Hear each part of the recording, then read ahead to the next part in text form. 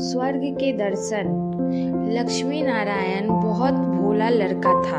वह प्रतिदिन रात में सोने से पहले अपनी दादी से कहानी सुनाने को कहता था। दादी उसे नागलोक, पाताललोक, चंद्रलोक, सूर्यलोक आदि की कहानी सुनाया करती थी। एक दिन दादी ने उसे स्वर्ग का वर्णन सुनाया। स्वर्ग का वर्णन इतना सुंदर था कि उसने सुनकर लक्ष्मी नारायण स्वर्ग देखने के लिए हट करने लगा। दादी ने उसे बहुत समझाया कि मनुष्य स्वर्ग नहीं देख सकता, किंतु लक्ष्मी नारायण रोने लगा। रोते रोते ही वह सो गया। उसे स्वप्न में दिखाई पड़ा कि एक चमकते देवता उसके पास खड़े होकर कह रहे थे, बच्चे, स्वर्ग देखने के लिए मूल्य देना पड़ता है। तुम स्वर्ग देने जाते हो तो टिकट देते हो ना, स्वर्ग देखने के लिए भी तुम्हें उसी प्रकार रुपए देने पड़ेंगे।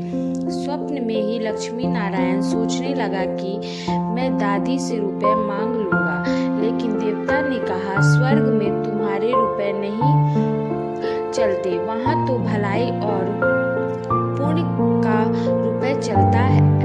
अच्छा, तुम यह डिबिया अपने पास रखो।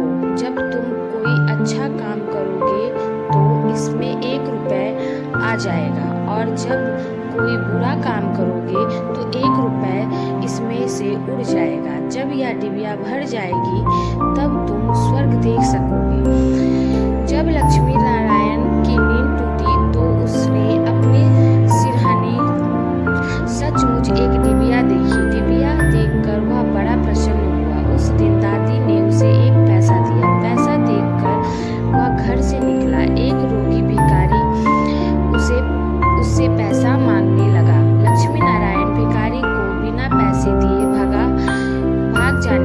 जाना चाहता था। इतने में उसने अपने अध्यापक को सामने से आते देखा। उसके अध्यापक उदार लड़कों की बहुत प्रशंसा किया करते थे। उन्हें देखकर लक्ष्मी नारायण ने भिखारी को पैसा दे दिया। अध्यापक ने उसकी पीठ ठोकी और प्रशंसा की। घर लौटकर लक्ष्मी नारायण ने वह डिबिया खोली, किंतु वह खाली पड़ी थी। इस बात से लक्ष्मी नारायण को बहुत दुख हुआ। वह रोते रोते सो गया। सपने में उसे वही देवता फिर दिखाई पड़े और बोले, तुमने अध्यापक से प्रशंसा पाने के लिए पैसा दिया था, जो प्रशंसा मिल गई। अब रोते क्यों हो? इसी लाभ की आस से तो अच्छा काम किया जाता है। वह तो व्यवहार है जो पूर्ण थोड़ी है।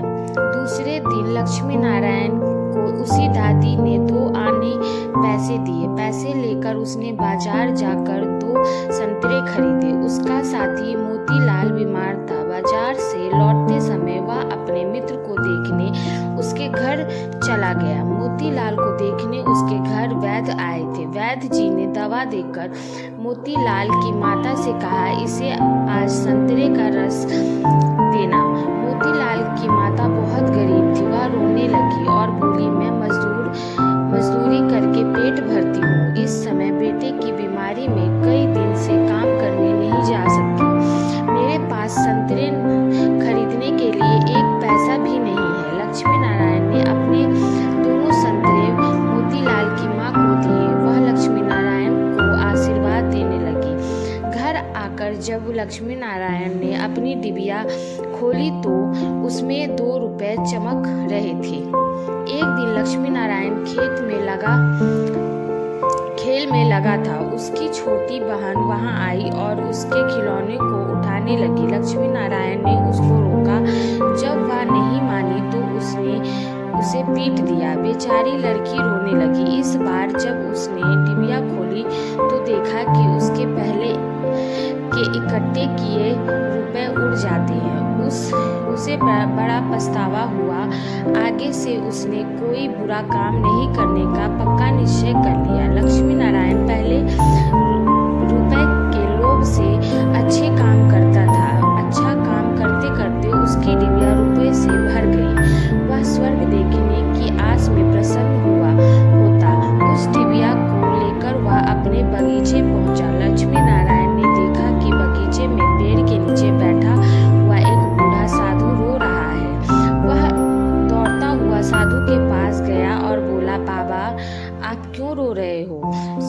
बोला, बेटा जैसी डिबिया तुम्हारे हाथ में है वैसी ही एक डिबिया मेरे पास थी।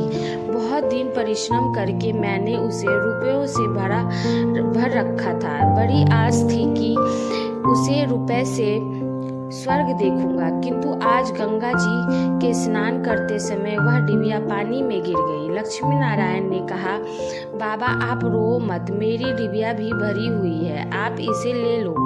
साधु बोला, तुमने इसे बड़े परिश्रम से भरा है, तुम्हें इसे देने से दुख होगा। लक्ष्मी नारायण ने कहा, मुझे दुख नहीं होगा बाबा, मैं तो लड़का हूँ, मुझे अभी पता नहीं कितने दिन जीना है। मैं तो ऐसी कई डिबिया रुपए इकट्ठे कर सकता हूँ। आप बूढ़े हो गए हैं, आप अब दूसरी डिबिया पता नहीं भर पाओगे या नहीं, मेरी डिबिया ले लीजिए। साधु ने डिबिया लेकर लक्ष्मी नारायण के नेत्रों पर हाथ फेर दिया। लक्ष्मी नारायण के नेत्र बंद हो गए और उसे स्वर्ग दिखाई पड़ने लगा। ऐसा सुंदर स्वर्ग कि दादी जी ने स्वर्ग का वर्णन किया था, वह वर्णन स्वर्ग के एक कोने का भी ठीक वर्णन नहीं था। जब लक्ष्मी नारायण ने नेत्र खोला तो साधु के बदलते स्वप्न में दिखाई पड़ने वाला ही देवता उसके सामने प्रत्यक्ष खड़ा था। देवता ने कहा, बेटा जाओ, अपने लोग अच्छे काम करते हैं, स्वर्ग उनका घर बन जाता है। तुम इसी प्रकार जीवन में भलाई करते रहोगे तो अंत में स्वर्ग में पहुंच जाओगे। देवता इतना कहकर वही दृश्य अदृश्य हो गए। कहानी की शिक्षा, मनुष्य जैसे काम करता है वैसा उसका स्वभाव हो जाता है। जो बुरे काम करता है उसका स्वभाव बुरा हो जाता है।